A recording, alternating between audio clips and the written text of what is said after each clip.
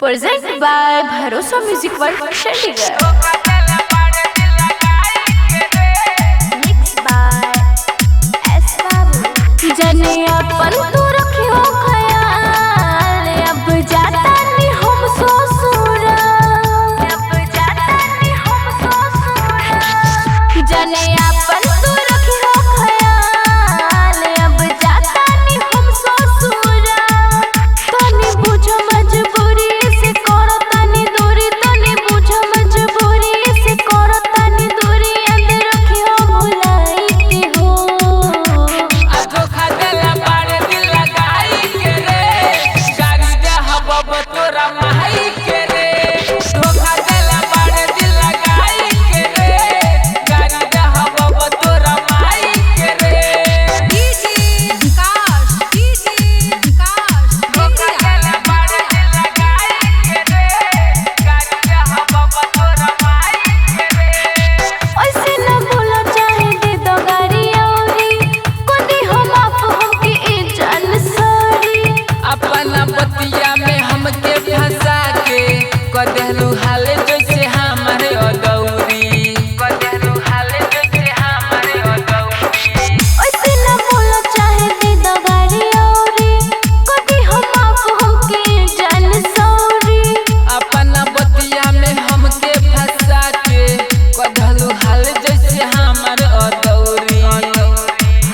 गुस्सा करो नहीं जान तू ही हो अपरान, गुस्सा करो नहीं जान तू ही हो अपरान, जाते बानी समझाई के हो।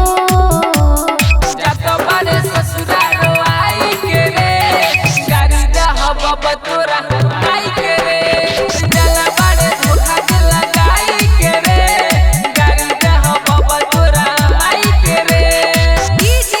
विकास धोखा देला बाड़े दिल लगाई के रे, गाड़ी दे हबब तोरा आई के रे।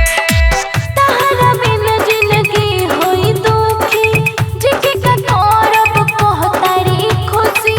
सत्य मुराली भाई के मानत बनैखू, राइटर फुकरा के जानत अभिनयखू एकू रुचि। तहरा बिन जिंदगी होई दुखी, जेके का करब कहतारी खुशी।